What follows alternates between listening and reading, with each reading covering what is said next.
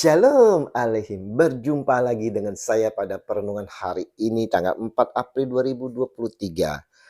Saudaraku, di hari yang sejuk ini, saudara, sudahkah kita mengucap syukur di dalam doa kepada Tuhan Allah kita?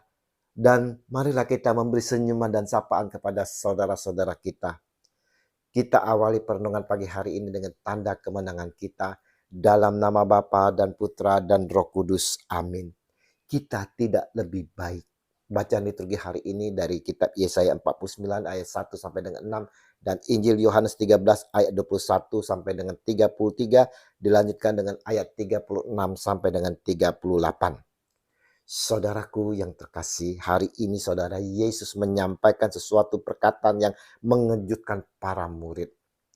Aku berkata kepadamu, sesungguhnya seorang di antara kamu akan menyerahkan aku. Yohanes 13 ayat 21. Siapa? Siapa yang akan menyerahkan Yesus? Masing-masing bertanya satu dengan yang lain, saudara. Seorang di antara murid Yesus, yaitu murid yang dikasihnya, bersandar dekat kepadanya di sebelah kanannya. Kepada murid itu Simon Petrus memberi syarat dan berkata, tanyalah siapa yang dimaksudnya. Yohanes 13 ayat 23 sampai dengan 24. Karena para murid penasaran dan tak percaya, murid yang duduk dekat itu berpaling dan berkata kepadanya, Tuhan, siapakah itu? Jawab Yesus, dialah itu yang kepadanya aku akan memberikan roti sesudah aku mencelupkannya. Sesudah berkata demikian, ia mengambil roti, mencelupkannya dan memberikannya kepada Yudas anak Simon Iskariot. Yohanes 13 ayat 25 sampai dengan 26. Dan sesudah Yudas menerima roti itu, ia kerasukan iblis. Maka Yesus berkata kepadanya, apa yang hendak kau perbuat, perbuatlah dengan segera. Yohanes 13 ayat 27. Saudaraku, musuh dalam selimut sering dialami kita semua, saudara. Sama-sama satu tim dalam pelayanan pun ada di antara teman kita yang menusuk kita dari belakang. Begitu juga di dalam komunitas, di dalam pekerjaan kita. Bagaimana kita menyikapi ini? Membalasnya kah? Musuh dalam selimut dialami juga oleh sang junjungan kita Yesus Kristus. Dan ini dikatakan Yesus sendiri, saudara, bahwa ada yang akan menyerahkan dirinya.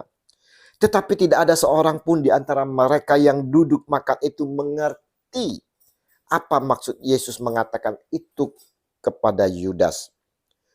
Yohanes 13 ayat 28. Dari Injil kita melihat Yudas menerima roti itu lalu segera pergi. Pada waktu itu hari sudah malam. Yohanes 13 ayat 30. Berapa banyak dari kita seperti Yudas, saudara? Karena uang, jabatan, posisi, kedudukan, pasangan maupun proyek-proyek, saudara, yang menguntungkan, kita menjual Yesus. Kita gadai iman kita demi kepuasan, kesuksesan, dan ketenaran kita. Saya pribadi merasakan kepedihan dan keperihan hati Yesus saat itu, saudara. Kenapa? Dia melihat orang yang selalu bersama-sama dengannya serta dipercaya untuk memegang uang. Justru dia yang akan menjual Yesus. Siapa yang tak sedih, saudara, jika mengalami ini? Sesudah Yudas pergi, berkatalah Yesus, sekarang Anak manusia dipermuliakan dan Allah dipermuliakan di dalam dia. Jikalau Allah dipermuliakan di dalam dia, Allah akan mempermuliakan dia juga di dalam dirinya. Dan akan mempermuliakan dia dengan segera. Hai anak-anakku, hanya seketika saja lagi aku ada bersama kamu. Kamu akan mencari aku dan aku ada bersama kamu. Kamu akan mencari aku dan seperti yang telah kukatakan kepada orang-orang Yahudi, ke tempat aku pergi tidak mungkin kamu datang. demikian pula aku mengatakannya sekarang juga kepadamu. Yohanes 13 ayat 31 sampai dengan 33. Setelah Yesus sampaikan ini, timbul reaksi Petrus. Dia bertanya, Tuhan, kemanakah engkau pergi? Jawab Yesus, ke tempat aku pergi engkau tidak dapat mengikuti aku sekarang, tetapi kelak engkau akan mengikuti aku. Yohanes 13 ayat 36. Ternyata Petrus mau menjadi pahlawan di siang bolong, saudara. Dia tak tahu apa-apa. Kata Petrus kepadanya, Tuhan, mengapa aku tidak dapat mengikuti engkau sekarang? Aku akan memberikan nyawaku bagimu. Yohanes 13 ayat 37. Yesus terkejut. Jawab Yesus, nyawamu akan kau berikan bagiku? Sesungguhnya aku berkata kepadamu, sebelum ayam berkokok, engkau telah menyangkal aku 3 kali. Yohanes 13 ayat 38. Saudara, kita tak lebih baik dari Petrus, saudara. Coba kita refleksi diri kita, saudara. Berapa kali kita menyangkal Tuhan, baik secara langsung maupun tidak langsung, saudara. Juga bisa, saudara, kita tidak menyangkal pribadi Yesus, tetapi berkata dan berbuat sesuatu yang bertentangan dengan kehendak dan ajaran Yesus. Itu pun disebut menyangkalnya, saudara. Perenungan hari ini di masa-masa mengenang penderitaan Tuhan Yesus, kita diajak untuk merefleksi diri kita, saudara. Bagaimana sikap kita terhadap iman yang ada di dalam hati kita. Bagaimana kita mencintai dan mengasihi Yesus. Yang terpenting adalah suatu sikap rendah hati di hadapan Tuhan, saudara.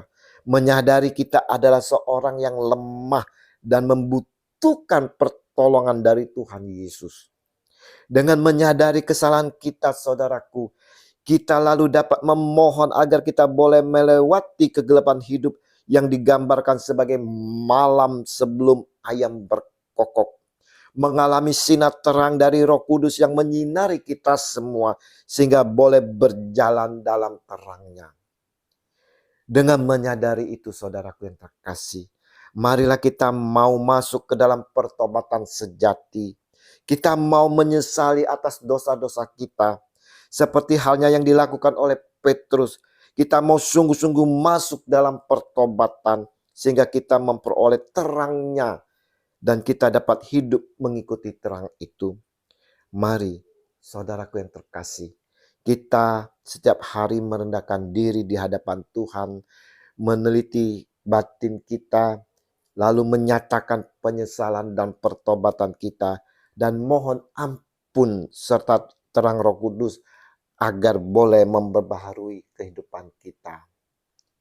Tuhan Yesus, terangilah kami selalu, mampukan kami agar dapat hidup penuh kerendahan hati dan mau hidup menurut ketetapan-Mu kini dan sepanjang segala abad. Amin. Dalam nama Bapa dan Putra dan Roh Kudus. Amin. Shalom.